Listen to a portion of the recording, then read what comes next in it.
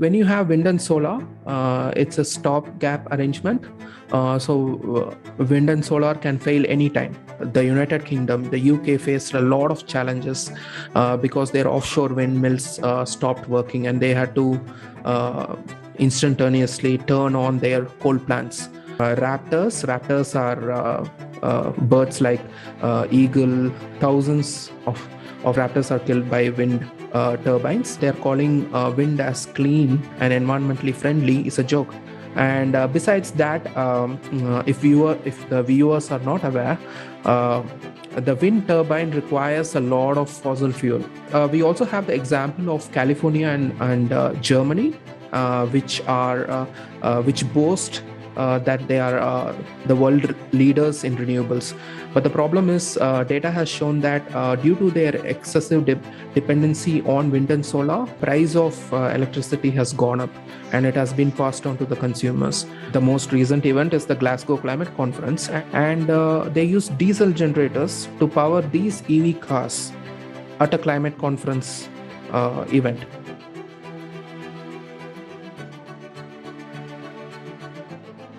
Hello, my name is Vijay. I am an environmentalist. I graduated with an environmental degree from the University of East Anglia in England. Following that, I've been a researcher and a climate researcher with numerous organizations across 3 continents. And I'm passionate about the problems that the world is facing with the environment. And my goal is to help the world navigate better in future. Climate has always been changing. Now, this is not to say that there is no climate change right now. It has always been changing, and we know this from the various paleoclimatology records in tree rings and through ice cores. We are aware that the atmosphere and the temperature on land went through a lot of changes over thousands of years. And the current phase that we are in is called the Holocene, and it's a 10,000 year period, 10,000 to 15,000 approximately. And experts believe that we are around the 10,000 year mark. And when it comes to the recent 2,000 years, there have been a lot of ups and downs, but the focus right now among the people of the world is the change in climate during the past 100 years. Yes, there has been a rise in temperature, but this rise began in the 17th century when the Little Ice Age, which engulfed most of northern hemisphere, gave away to much warmer temperatures across the globe. And that has been increasing since the 17th century.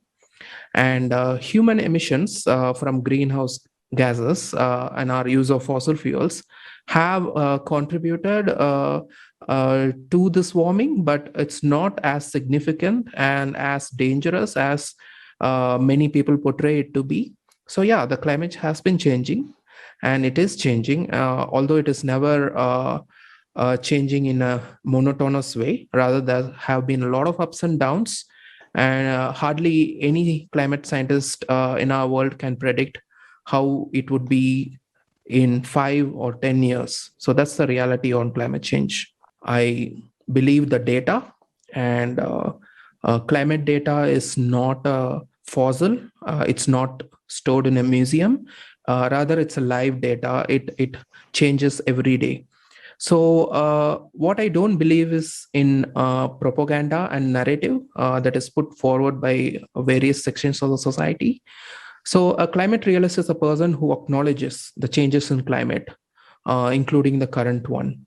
So how did I become one? I would say it relates to my postgraduate studies. I did it in the University of East Anglia, which is it has a center known as the Climate Research Unit.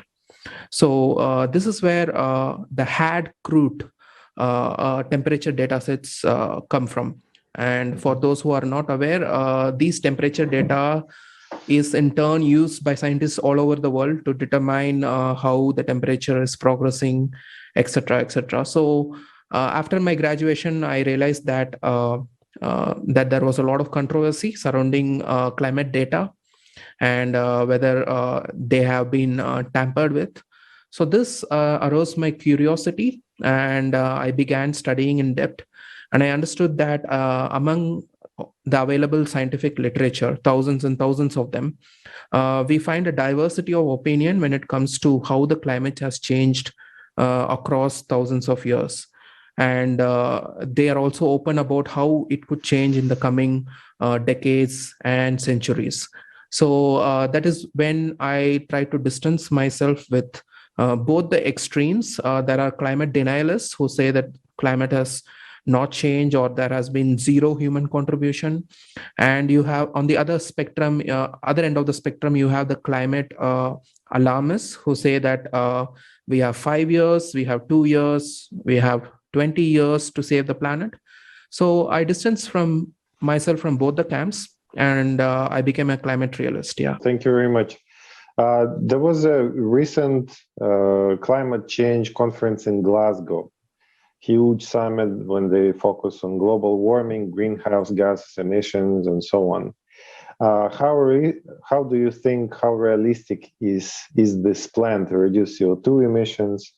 Would it be effective to address climate change? You mean the actual CO2, would it change anything? And what kind of impact will it have on the economy? Like, I mean, the world, not only the Western world. Yeah. I hope to answer all of those questions. Let me start off with CO2 reduction and the change in temperature. I'm just giving you a short-term example. It might not necessarily be true in a long term. For instance, if you look at 2016, the year 2016, it is the warmest year that we have on record. And that was because of the El Nino effect, which spiked temperatures across the globe. Now, after that, in 2017 and 2018, the CO2 level, atmospheric carbon dioxide concentration levels, kept increasing, but the temperatures did not increase. So now, are we to say that CO2 has no impact on temperature? Absolutely not. We cannot claim that. But what we can say is what's happening in the nature seems to be slightly different from what we are told.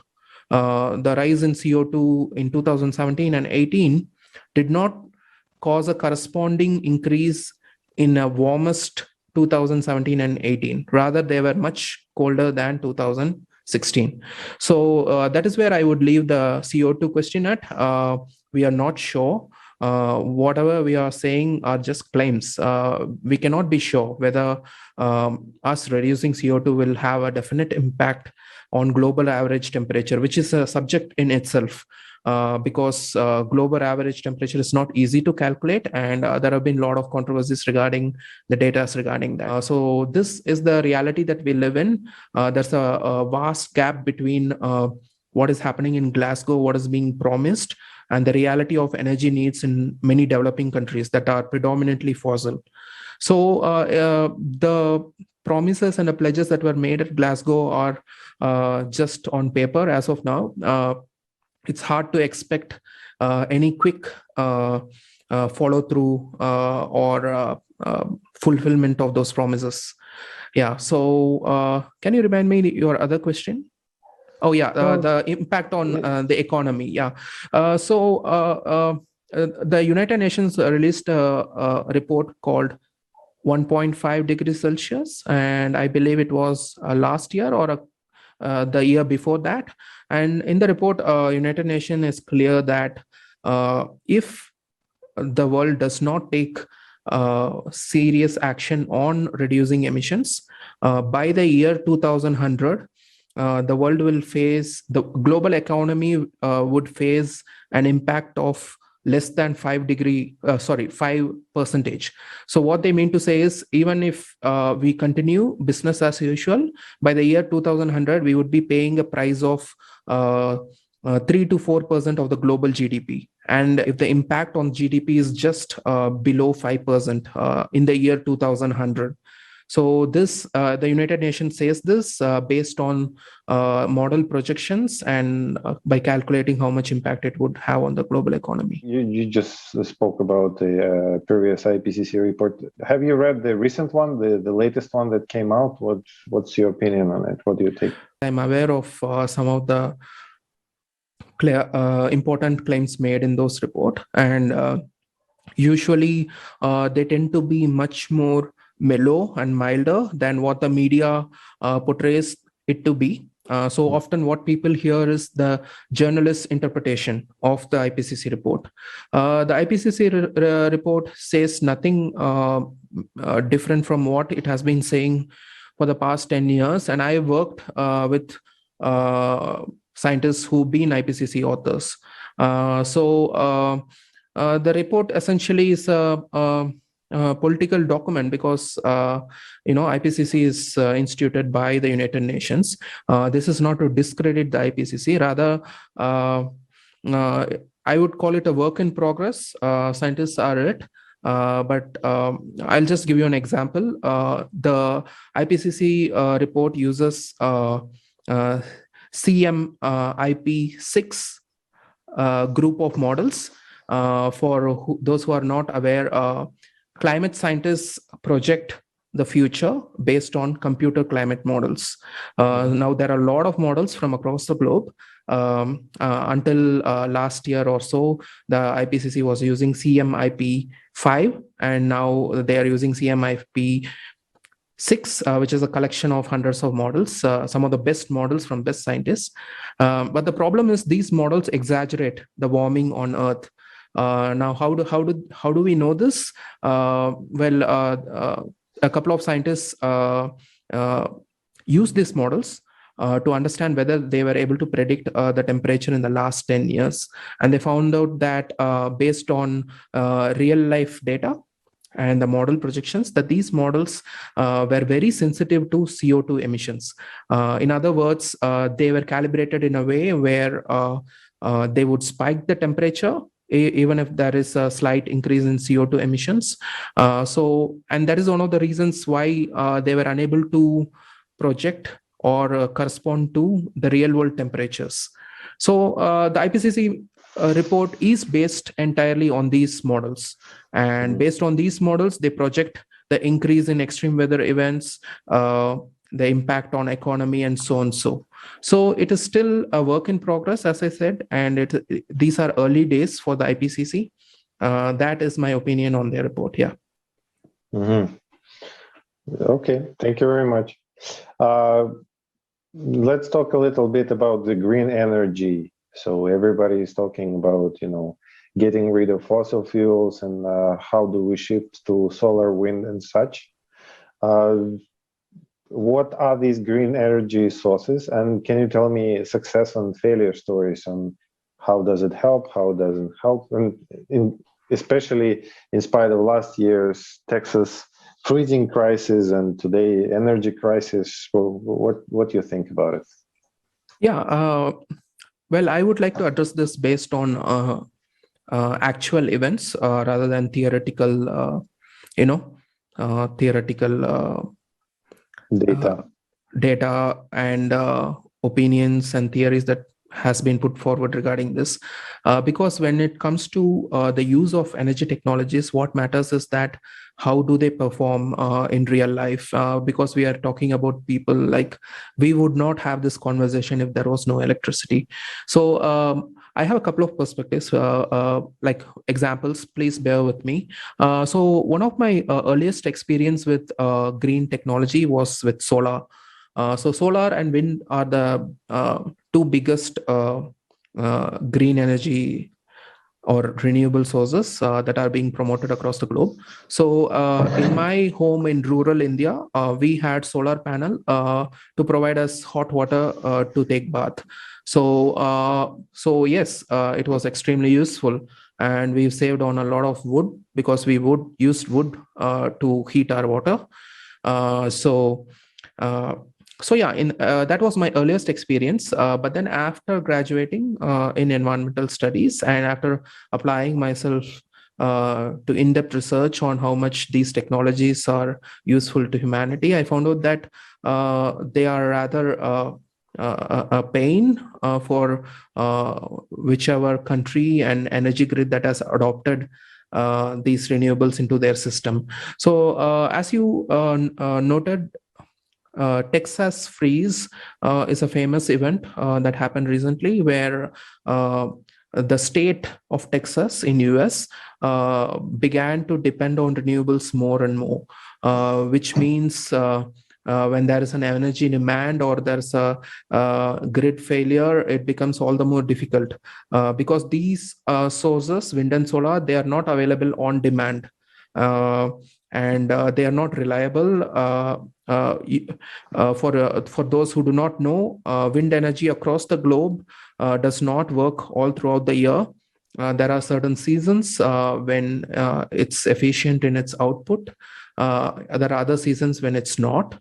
And last month, in September, October, the United Kingdom, the UK faced a lot of challenges because their offshore windmills stopped working and they had to instantaneously turn on their coal plants.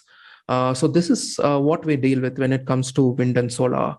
And with solar, if you take a country like India, where there's a lot of monsoon rainfall during the summer months, and if all you have is cloud, it's quite difficult for you to get solar. Besides, we also have the example of California and Germany, which boast that they are the world leaders in renewables. But the problem is, data has shown that due to their excessive dependency on wind and solar, and the cost of maintaining these systems in the energy grid, the price of electricity has gone up and it has been passed on to the consumers. So Germany has the highest electricity price in Europe, and California too is infamous for its high energy prices. So this is something that a certain section of people in the developed world can bear with, but it's not the same case elsewhere. Even in countries like UK, people freeze to death because they cannot afford higher energy bills. And it's the same case in some of the hottest states in US, where people cannot afford air conditioning in states like Arizona. And so if you take Africa, places like India, it's even worse. There are 300 million below the poverty line, and that's in India alone. And in Africa, I think people are already aware. And so renewables, as good as they seem to be, there are quite a lot of challenges. And as stated by one of the Indian delegate at the recent Glasgow meeting, that even if you cover the entire landscape with wind and solar, humanity does not have the technology right now to use all of those harnessed energy into the grid. The technology may come in the future, but at this point, we do not have something that can make energy from these resources cheaper. When you have wind and solar, it's a stopgap arrangement. Wind and solar can fail anytime. So you need to have a backup of coal-powered grid or nuclear power or hydropower wherever is available. So these sources are always required. Now, not only that, you need equipments that can connect the grid to these renewable systems. So you have the machinery cost and the cost of having the backup on demand, which is quite difficult to do. For instance, just take coal. How much inventory would you need to have? And when do you need to turn on your coal power plant? Likewise with nuclear. And these are not very easy as it seemed to be, quite difficult. So all this increase the cost, and there are subsidies as well. And subsidies do not come from the sky. It is basically taken from the taxpayers' money. So all this add on to the cost, overall cost of producing, or I would say delivering the electricity to the consumer. So the consumer bears the cost, and the consumer also gives his taxes as subsidy to wind and solar. So it's not that I'm against wind and solar, but at this point, we don't have good examples of large towns or cities or industrial units being dependent on wind and solar. And yeah, so that's the reality. Thank you very much. And the next question is, why do you think alternative green energy sources are getting promoted and endorsed as the best solution to address climate change? Are there any financial interest involved? I wouldn't delve too much into that, but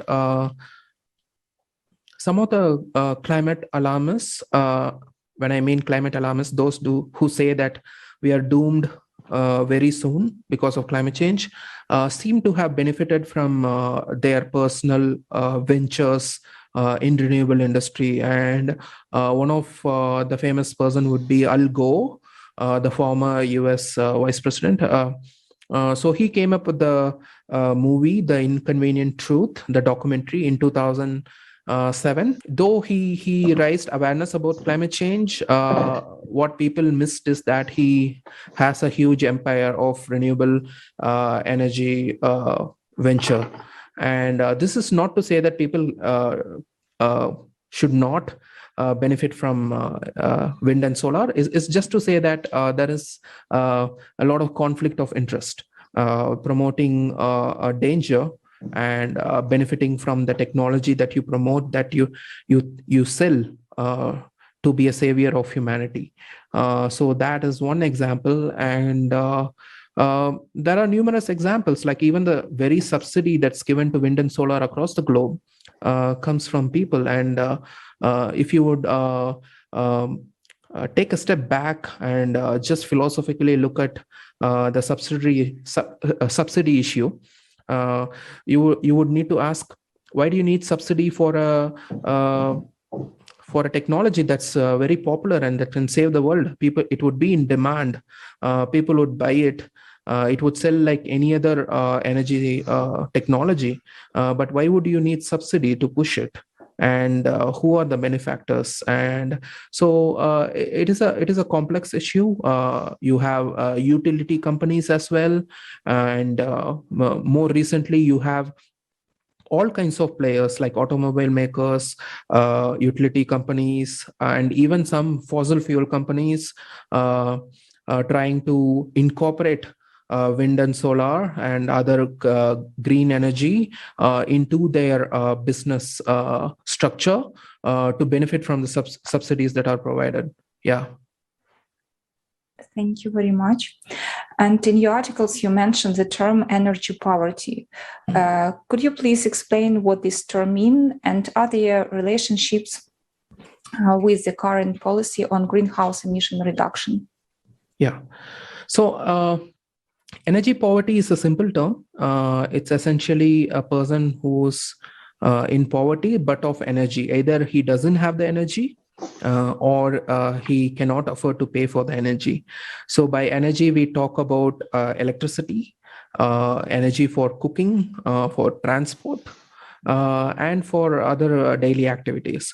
So there's a common misconception that energy poverty is only in developing parts of the world. But even in the developed world, there are a lot of people who earn less and who are energy poor. I just mentioned about a couple of examples. The old age homes in UK suffer a lot when it comes to heating bills, and there have been news about households getting sick, extremely sick, because they cannot afford heating. So these are people in energy poverty. When you take Africa, much of Africa is without connectivity to the electricity grid. And when you take India, like you have millions of people who do not have clean cooking fuel, which is gas. They still depend on cow dung, and the waste from cow, and wood to prepare their food. So that is another form of energy poverty. And in China recently, more than 17 provinces faced unprecedented power cuts recently. And we even had images of the traffic signals not functioning and cars jamming against each other. So even in China, despite the image that is being portrayed as it being a superpower, there are still a lot of problems when it comes to energy poverty. So energy poverty is a real problem. It's a global problem, and it is worsened by the current policies that are being pushed from climate conferences such as Glasgow. Because from my knowledge, from what I've noticed ever since the beginning of the Paris Agreement in 2016, there has been very little concern about energy poverty in developing countries. And this is a real problem. And if you go to any big developing country and ask their leaders, one of their top 5 priorities would be securing energy resources for their people. And the United Nations, when it comes to this issue, has been working hard. But somehow, when it comes to the issue of climate change and these international agreements, they seem to miss this point altogether. So what they recommend for countries to move away from fossil fuels might not be very practical when it comes to the reality of energy needs in these countries, because what you want is reliable, efficient, and abundant resource, and that cannot be had in wind and solar, because the wind stops and sun sets, and the technology involves a lot of cost. And when you think about people who live at just less than $1 per day, and you cannot expect them to afford cooking gas or electricity. So to make these people access energy, it involves a large amount of planning and years of work. So thankfully, the governments across the globe have been working on this, but the current set of policies that are being promoted are threatening to reverse decades of fight against energy poverty. Thank you very much. Thank you very much. Next question I have is about alternative energy sources. What makes an alternative energy source environmentally friendly? Because that seems to be the main issue thereafter, right? Yeah, I mean, the mainstream philosophy on alternative energy sources, such as wind and solar, is that they reduce carbon emissions when compared to fossil fuels, and that's one of the reasons they are being touted as environmentally friendly. But what the mainstream misses out is a lot of other stuff. What happens when they are manufactured, and what happens when they are in operation, and what happens when they reach the end of life. So I would like to address all this because I was a field ecologist, and I worked with protected bird species in the grasslands of Portugal. I got an opportunity to work with a fine NGO there, which takes care of protected species.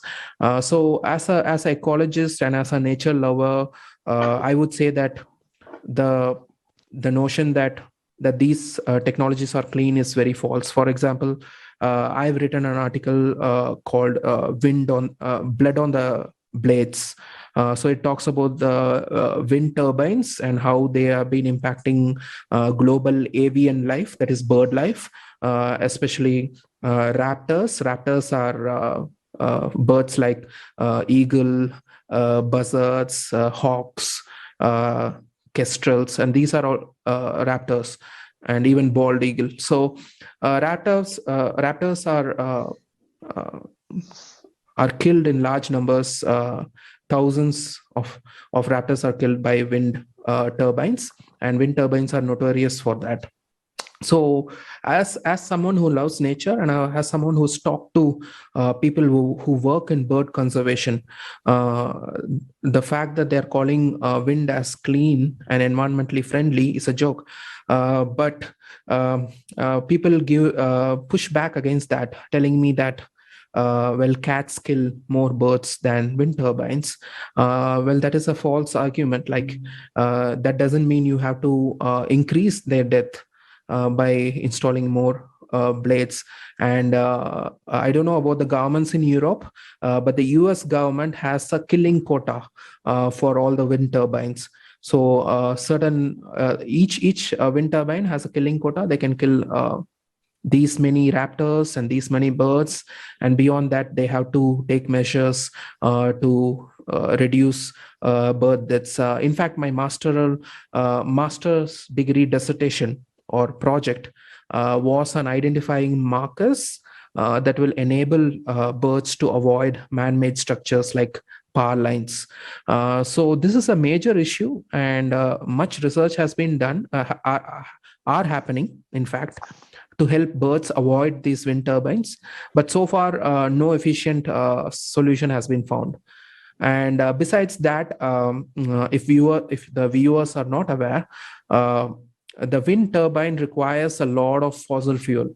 So from its blades to its turbine, and it also requires a lot of rare earth materials, and rare earth minerals cause a lot of pollution during their production stage.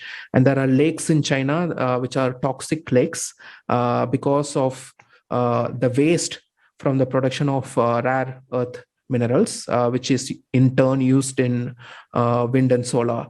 So the notion that these come from a non-fossil fuel source or from clean source is false.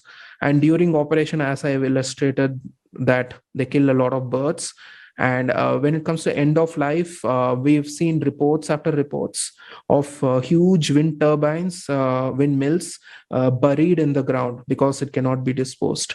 So there are a lot of concerns and environmental concerns regarding this. So I would not call them environmental friendly. Now, when it comes to carbon emissions, the question to ask is how much of the carbon emissions do they offset? Because we have other natural factors that can contribute to increase in global CO2 concentration levels. And sometimes what we do with these technologies and how we reduce our emissions might not be as significant as it's portrayed to be. So that is a question that we do not know the answer for, because we have to wait and see how much of a reduction they are able to produce. I'm quite clear that the making of a wind turbine is entirely dependent on coal. So that's the reality that people forget. Thank you very much. And what about payback on alternative energy sources, and alternative energy sources profitable now? Yeah, I mean, it goes back to the question of whether what it will do to the grid. When we talk about wind and solar, it might profit the utility company and the power generators, but not necessarily the government or the consumer. So that remains a problem in the advanced states such as California and Germany. This would be a huge issue if it were to happen in developing parts of the world, where energy prices could decide everything. But since it's happening in a milder form in the developed nations, people are not noticing it. But they would soon, when this starts to hit lower income households, even in those countries. So I would categorically disagree with the fact that they are becoming cost effective, because when you add them to the grid, and when you use them and when you depend on them, it increases the risk and the cost of operation. Thank you very much. Thank you very much. The majority of people today gets the message from the media that alternative green energy and is safe and the way to go. And most of the people don't think hard about it. They just accept it. What can we do to change that, and what should be done to make people public aware of it, and to make their own choice rather than believing the media? Yeah, well, it's a hard thing to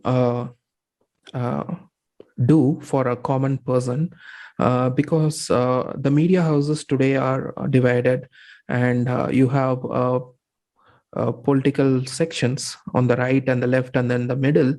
So some media outlets favor the right, some favor the left, and some the middle. And when the state of media is in such a nature, there's a tendency for people to align themselves with certain media houses. And for instance, just to give you an example with the climate perspective, one media could fully push technologies like wind and solar, but another media house can say that we are not in any danger. We don't have to care about this, and this is like a evil scheme to destroy the local fossil fuel industry. This could be the narrative in another. So people, to be honest, people are confused as to what source they go to, and there is very little we can do about it. I think the Creative Society is doing one such role in helping people understand these issues, and for them to listen to diverse voices, to arrive at more clarity regarding issues that do not um, have the same kind of uh, projection that you guys give. For instance, all you get on the media is repetitive, monotonous one-liners about climate and temperature. This month is the hottest ever in recorded history, and Greta Thunberg says that the current generation is killing the planet, and the future generations will suffer. So these are the kind of news you keep on hearing. So one such way is to get the citizens to listen to a diverse view and opinion, and you're doing that. The other way would be to make institutions of research, such as academic institutions, autonomous, and to be less dependent on government funding. In that way, academicians and scientists are free to research on the matter and provide their findings and outputs to people in a more legitimate way, rather than sit back on government funded money and make reports for the government, which is then publicized by the mainstream media. So that is one of my concerns as being from academic background. I think it plays an important role, like what decides the pathway of a research unit, of a university, of the academicians. So that is one way we can help the scientific fraternity to get back on their autonomous path and not be worried about what politicians think about them. So these are a couple of ways, but I think there has even to know what has to be done, we need a lot of research, because the mainstream media simply has swallowed up people's time and mind. It's quite hard to overcome that. And another interesting thing that I would like to share is about the issue of fact checkers on social media and in mainstream media. It would really help people if people are told who these fact checkers are, and what are their backgrounds and where do they come from.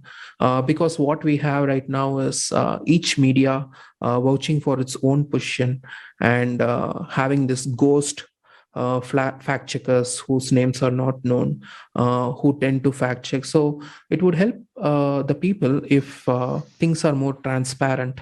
Yes, we need fact checking, but we need people to know who are doing it and what are their ideologies.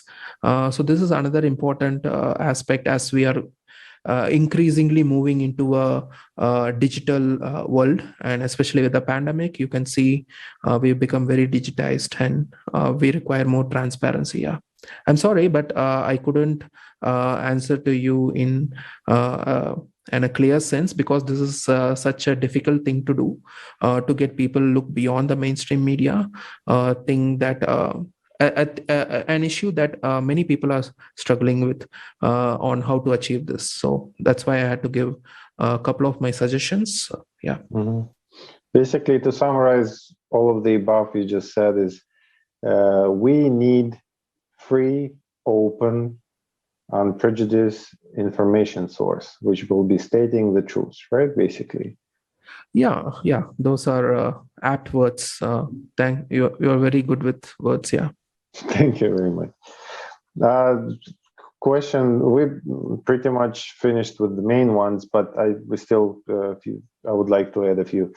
There is a notion of using electrical cars these days, and what kind of impact it's going to have on our world. Is it going to be more clean? What is going to do to the economy and to the grid? To be honest, I'm a big fan of the Tesla empire, but not because of the EV vehicle, but because of the way in which they were able to rise so fast.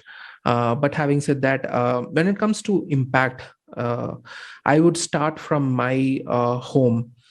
So we are increasingly seeing cities in Europe and elsewhere that are banning EV vehicles to be parked under the basement in their buildings and apartments, and that's because they're catching fire. Even when they are stationary. And so if I think about my personal safety, that would be one of my issues, because I live in a country where hardly there is any regulation on on safety, especially.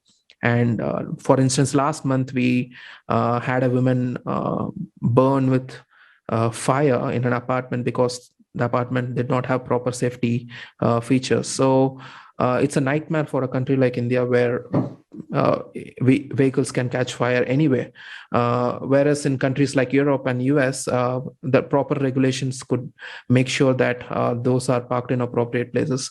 So that is the first point I would start with. But when it comes to other issues, EV batteries are not clean again. These batteries emit a lot of emissions, sometimes as much as what a petrol or a diesel car would emit in 1 or 2 years. That's how much emissions happen just during the battery manufacturing stage of high-end Tesla, let's say. So the notion that they are clean and they are emission-free is wrong. And when I look at it, would I have a car more than 4 years, especially in the 21st century? Certainly not. So that means my emissions from my EV vehicle would not be insignificant. They would be significant. Like I cannot claim that I somehow saved the environment.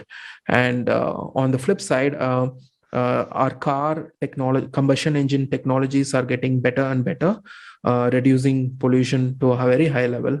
And that's why you can see in European countries, households with 2-3 cars, yet the air quality index remaining extremely good in those cities. So that is the counter argument to the EV vehicle push.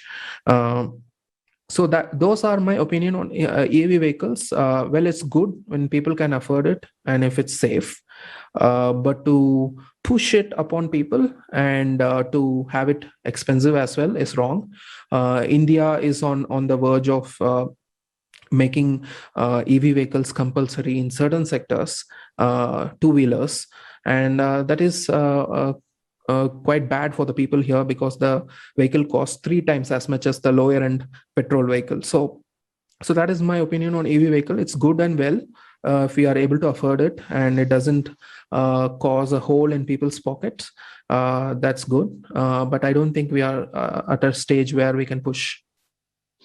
Okay, one more question about, they're still using electricity which is produced which way? Yeah, that is a whole different argument. So when people talk about EV vehicles, let's talk about EV vehicles. But then when you talk about carbon emissions and they are clean, well, where does the electricity come from? So the most recent event is the Glasgow Climate Conference, and there was a hotel which used EV vehicles to transport the guests to the conference and back to the hotel. And they used diesel generators to power these EV cars at a climate conference event. And we've even had similar cases in US and elsewhere, where people use diesel generators to power their EV vehicles, because charging charging stations for EV is not yet widely distributed. That's one of the reasons. And when you come to country like India, like 70% of our electricity comes from coal, and hydroelectricity makes up another 15%, and only 7 to 9% comes from solar and wind. So essentially, it is more likely that you would consume coal electricity to run your EV vehicle. And in France, it's nuclear. And so that is a fair question. It is a question with completely closes off the argument on EVs being clean if you are going to run it on energy sources that you claim to be dirty and evil. So that is a major headache. Yeah. How important is it for all people of the planet to unite now and change the format of our society from the consumeristic format to the creative one, and to where the value of each human life is in the first place, where we can withstand climate change by uniting all together? Yeah, I mean, from my personal point of view, I believe we are living in a world which doesn't have borders. So even within our countries, no matter which country you are from, it's likely that your parents or your grandparents or the generation before that migrated from a village to a city, or the reverse, whatever it be. But it's increasingly becoming clear that we are having these borders between countries, and it's just a social construct.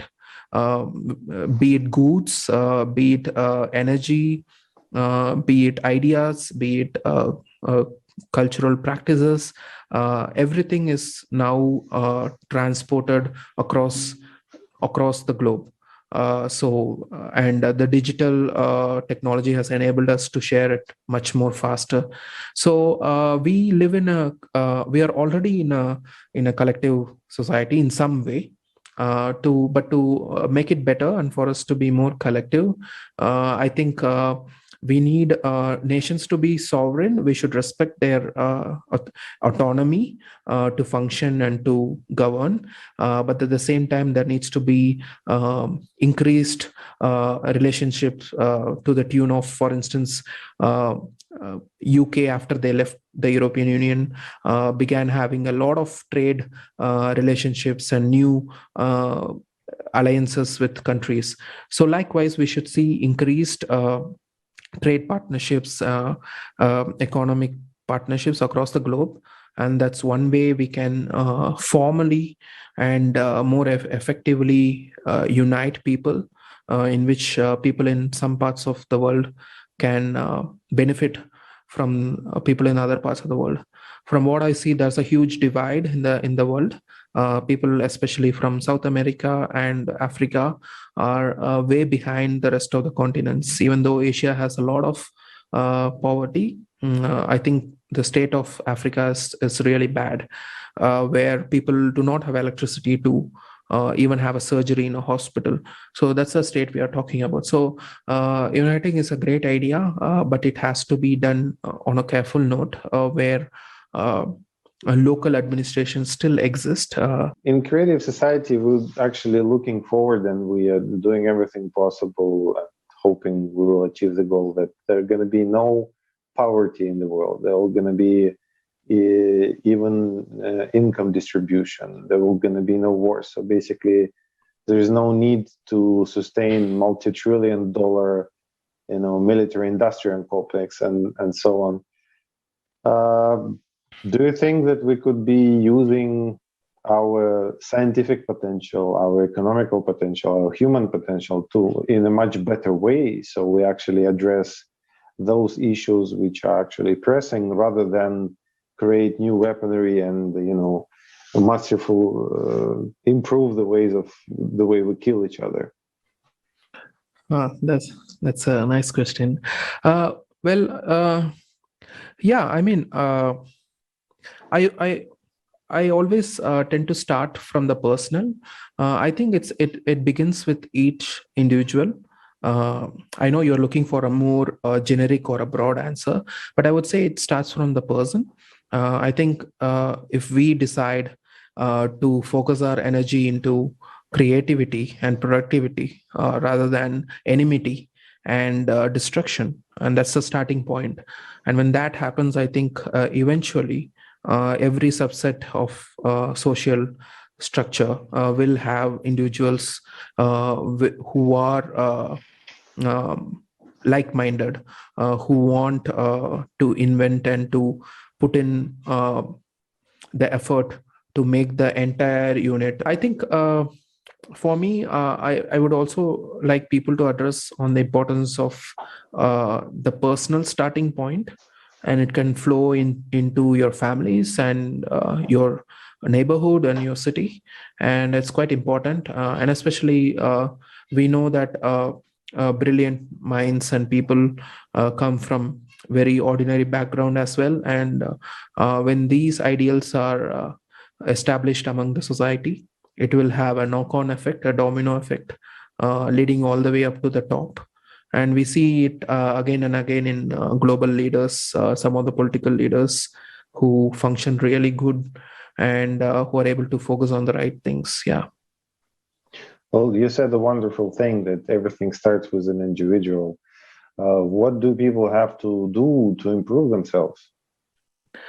Yeah, that's a good question as well. My answer might be surprising to you, but I've been a seeker of understanding truth right from my childhood. So I took my interest in philosophy and world religions and stuff like that, and that's a good starting point to understand the differences, the similarities, and what they try to say. So that is a good starting point. And it's also important to understand the various ideologies on how the society functions, the benefits of um, various government types. There is theocracy, there's democracy, and there is communism. So yeah, I think these are some of the things that people need to spend time on, and it's quite important. You understand the world better, and you understand what's good and what's not. But if you're gonna just buy a ready to consume idea on the media, it will lead nowhere. And I think the curriculums in schools especially must be broadened for space and time for students to spend time on these issues. Yeah. So this is a personal answer, like something that I would like more and more individuals do. No age is too late. They can do it even in their 30s and 40s. Yeah. So that's my suggestion. Amazing. I have to say that you are amongst friends as far as your philosophy goes, because we are also a big believers in human improvements and self-improvement. I think you would find interesting to look into 8 foundation of creative society, because they will correspond to your wishes and the way you think that government and society should be improved at, because they actually look into that the world should be a safer place, world should be a friendlier place, better place, should be oriented towards humans caring for each other rather than killing and so on. So thank you very much for your time. It's been a pleasure. My message to the world is that we should stop getting into a panic on climate. Rather, we should be wise and sensible with how we approach the environmental problems that we are facing.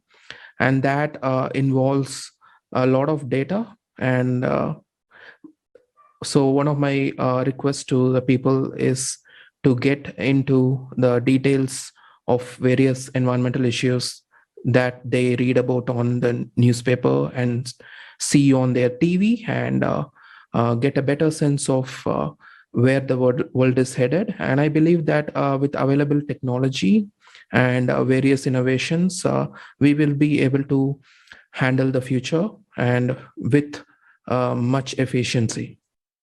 Thank you very much. Today, everyone is concerned about climate change. Large climate conferences are being held. where leaders of countries, scientists, and representatives of corporations are looking for solutions together. It seems that the problem is about to be permanently solved. We will all tighten our belts and switch to renewable sources.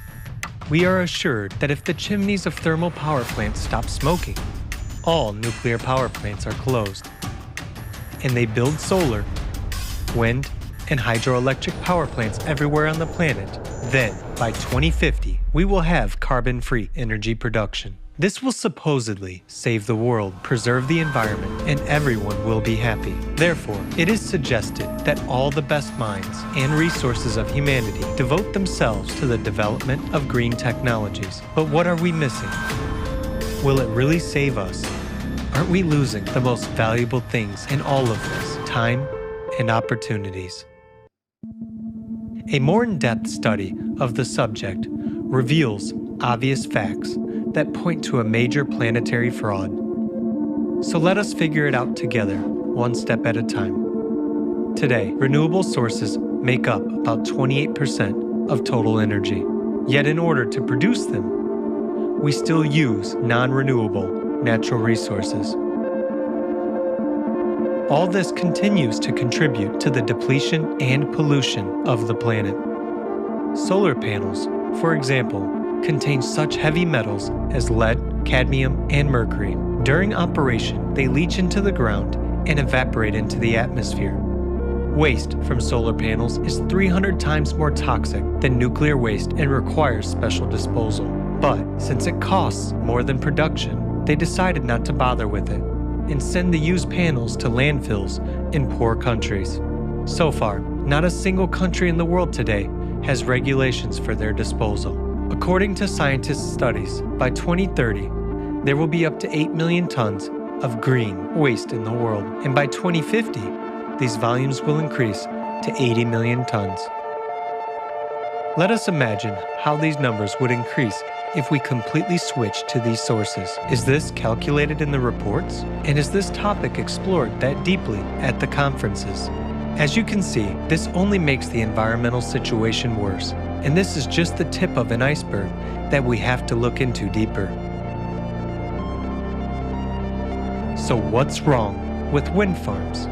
Let's start with our wallets, out of which you and I will have to pay for these ambitious solutions. To build a wind farm requires an enormous investment of money and resources. At that, the average lifespan of a wind turbine is 20 years, and during this time, it manages to recoup only 78% of the money spent upon its construction and installation. We are not even talking about maintenance, which implies building special-purpose vessels, expensive utility high-rises, and constant replacement of blades. Just one wind turbine requires more than 500 tons of lubricants, which is comparable to 9 tank cars of railway trains, which, by the way, are also produced from non-renewable resources of the planet. Just think about it. The size of the blades can be as big as the length of a soccer field. And do you know what they are made of? That's right, of that very plastic that we continue to struggle with so unsuccessfully around the world. Because of their gigantic size and hazardous chemical composition, they can't be recycled. So the classic solution is that the blades are taken to landfills and covered with soil. After all that, do you still think wind power is environmentally friendly? Now let us take a look at the downside of hydropower. 65% of the world's major rivers are blocked by hydroelectric dams. At that, dam failures and breaches put lives at risk and the planet's ecology suffers. Hydroelectric power plants directly affect the bowels of the earth. Tons of water from reservoirs press against tectonic plates, causing man-made earthquakes. We keep being persuaded that alternative sources will improve the environment and solve the issue of climate change. Why? Where does such pushy advertising of green energy and show of concern for us come from? After all, it is not profitable for the states that are forced under pressure to subsidize these projects and buy this energy at 5 times the price of traditional energy. Germany is a prime example. By shutting down most nuclear power plants in favor of green energy, it has hit a dead end. On best productivity days, it generates only 17% of its electricity. So, today, it has to buy energy with huge amounts of taxpayer money from the same non-green nuclear power plants in neighboring countries. Tell me, isn't that absurd? There is also another important fact worth noting. Renewable energy depends on the sun and the wind. So it must either be used immediately or accumulated in batteries. Yet, electricity is a complicated and expensive commodity to store. Let us calculate how many batteries are needed to store electricity and use it during periods without wind or sun or during emergencies. Imagine, an average two-person family consumes about 235 kilowatts per month. Roughly 100 batteries of 2.4 kilowatts would be needed to cover one family's monthly electricity needs. Now let's recall that a battery is the conversion of electrical energy into chemical energy and back again. To create them, harmful chemicals are used that cannot be recycled. And in order to produce cobalt, child labor in underground mines in the Congo is used. All this is done to allow us to breathe supposedly clean air.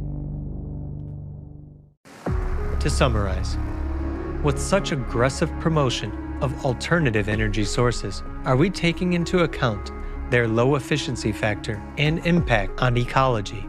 Do we fully understand the threat to humanity as a result of renunciation of hydrocarbons at a time of global climate change? Because of the manipulation of public opinion, states are forced to shut down industries that run on coal, oil, and gas. This leads to a crisis in the energy sector at a time when we desperately need it.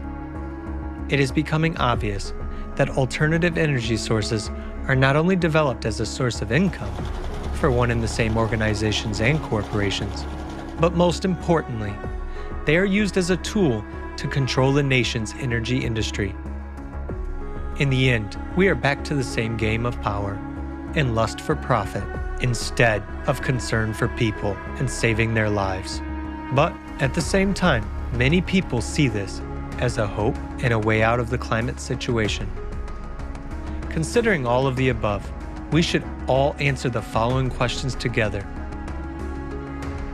Should we actively develop alternative energy if it has so many disadvantages? Is it beneficial for us as a humanity today? Or should we apply our efforts to a more effective solution?